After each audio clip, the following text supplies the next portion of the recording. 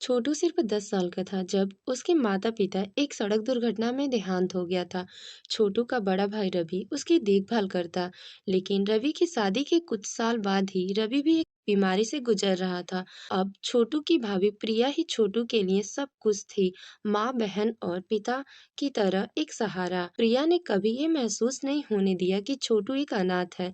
वह सुबह उठकर छोटू का टिफिन बनाती, उसे स्कूल भेजती और खुद खेतों में काम करने निकल जाती। दूसरे के घरों में झाड़ू पोछा और बर्तन मांजने का काम करती, ताकि छोटू की पढ़ाई का खर्च निकल सके। छोटू अक्सर उसे देखकर कहता, भाभी तुम इतना काम क्यों करती हो, मैं भी कुछ कर सकता हूँ। लेकिन प्रिया प्यार से उसके सिर पर हाथ फेरते हुए कहती, नहीं बेटा, तुम सिर्फ पढ़ाई करो, तुम्हारी पढ़ाई ही मेरी सबसे बड़ी दौलत है। एक दिन तुम बड़े आदमी बनोगे और यह मेरी सबसे बड़ी खुशी होगी। छोटू भी बहुत समझदार और मेहनती था। वह स्कूल में हमेशा अच्छे अंक लाता। उसके शिक्षक भी उसकी तारीफ करते नहीं थकते। छोटू हर रात अपनी भाभी के साथ बैठकर पढ़ाई करता और भाभी उसे कहानियां सुनाती। प्रिया उसे बार बार समझाती, बेटा हमेशा याद रखना, मेहनत से बड़ा कोई रास्ता नहीं होता और जो तुम्हारे लिए कुछ करते हैं उन्हें कभी मत भूलना।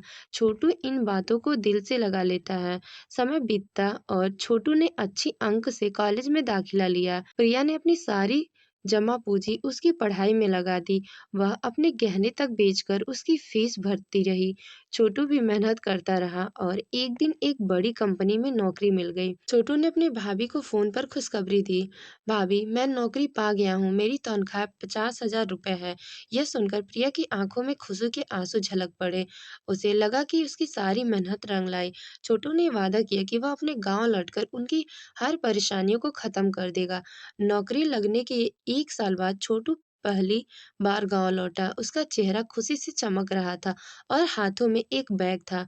उसमें अपनी भाभी के लिए गहने और कुछ जरूरी सामान लाकर रखा था। जैसे ही वह घर पहुंचा, प्रिया ने दरवाजे पर खड़े होकर उसे देखा।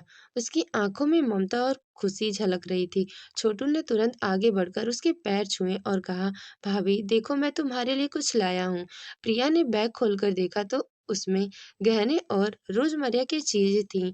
हैरानी से बोली, बेटा इनकी क्या जरूरत थी, मैंने तुमसे कुछ नहीं मांगा। छोटू ने मुस्कुराते हुए कहा, भाभी ये तो कुछ नहीं है, आपने मेरे लिए जो किया है उसका कर्ज कभी नहीं चुका सकता हूँ। आपने अपनी सारी जिंदगी मुझे बनाने में लगा दी। यह बस एक छोटी सी भेंट है आपकी ममता के लिए। प्रिया की आंखों में आंसू आ गए। उसने छोटू के सिर पर हाथ फेरते हुए कहा, बेटा मुझे इन चीजों की जरूरत नहीं है। मुझे तो बस यही खुशी है कि तुम अच्छे से रह रहे हो और अपनी जिंदगी में आगे बढ़ रहे हो। यही मेरे लिए सबसे बड़ा तोहफा है। छोटू ने उनकी बात सुनकर सिर झुका लिया। तभी प्रिया ने प्यार भरी आवाज में कहा, अच्छा अब तुम अंदर जाओ और नहा लो, मैं तुम्हारे लिए खाना लगाती हूँ। छोटू मुस्कुराता हुआ अंदर चला गया और प्रिया अपने आंसुओं को पोंछते हुए रसोई की ओर बढ़ गई। उसके मन में एक अजीब सी तसल्ली थी कि उसका छोटू आज भी उसे माँ जैसे मानता है। लेकिन पड़ोस की औरतों ने गांव में बात करना शुरू कर दी। प्रिया और छोटू का रिश्ता ठीक नहीं लग रहा है। देवर भाभी का इतना नजदीक होना अच्छा नहीं है। एक औरत ने ताना मारा, इनकी जवानी में विधवा और घर में जवान देवर ये होना ही था। ये बातें धीरे धीरे पूरे गांव में आग की तरह फैल गई। लोग प्रिया की चरित्र पर सवाल उठाने लगे। गांव के बुजुर्गों ने एक दिन प्रिया के पंचायत में बुलाया। एक बुजुर्ग ने कहा, तुम्हारे देवर जवान हो रहा है, तुम अकेली औरत हो, तुम्हारा इस तरह साथ रहना ठीक नहीं है, इससे गांव की इज्जत खराब होती है। प्रिया का दिल ये सुनकर टूट गया। उसने अपनी सफाई देने की कोशिश की, यह मेरा देवर है, मैंने इसे अपने बेटे की तरह पाला है, हम दोनों का रिश्ता पवित्र है। लेकिन किसी ने उसकी बात नहीं मानी। पंचायत ने फैसला सुनाया कि इस कलंक को मिटाने का एकमात्र तरीका यह है कि छोटू को जल्दी से जल्दी शादी करा दी जाए। प्रिया ने लाख मिन्नतें की, लेकिन गांव वालों ने इसकी बात को अनसुना कर दिया। छोटू, जो उसे समय 24 साल का था, अपने भविष्य के सपने को भूलकर इस निर्णय के सामने झुक गया। गांव वालों ने उसकी शादी पास के गांव में एक लड़की सुनीता से तय कर दी। छोटू ने कहा, मैं ये शादी नहीं कर सकता, लेकिन उसकी भाभी आ गई और बोली, बेटा अगर तुम चाहते हो कि यह कलंक मिट जाए तो तुम्हें ये शादी करनी ही होगी। ये सुनकर छोटू ने शादी करने का फैसला कर लिया। शादी के बाद छोटू की जिम्मेदारियां प्रिया के प्रति कम नहीं हुई, लेकिन अब सुनीता ने भी यह महसूस किया कि छोटू अपनी भाभी के साथ जुड़ाव ज्यादा है। यह बात सुनीता को भी खटकने लगी। शादी के बाद प्रिया और छोटू के रिश्ते में एक अनकही दीवार खड़ी हो गई। प्रिया ने खुद को घर के कोने तक सीमित रख कर लिया। वह अब ज्यादा बातें नहीं करती और हर दिन खुद को दूसरों की नजर से बचाने की कोशिश करती। छोटू, जो कभी प्रिया का सहारा था, धीरे धीरे अपनी पत्नी और नई जिंदगी में व्यस्त हो रहा था। उसकी नौकरी लगने के बाद वह शहर चला गया और प्रिया को गांव में अकेला छोड़ दिया। गांव वालों ने यह मान लिया कि कलंकित रिश्ता अब खत्म हो चुका है। प्रिया ने अपने आखिरी दिन उसी घर में बिताए जहां अब उसने छोटू को पाला था।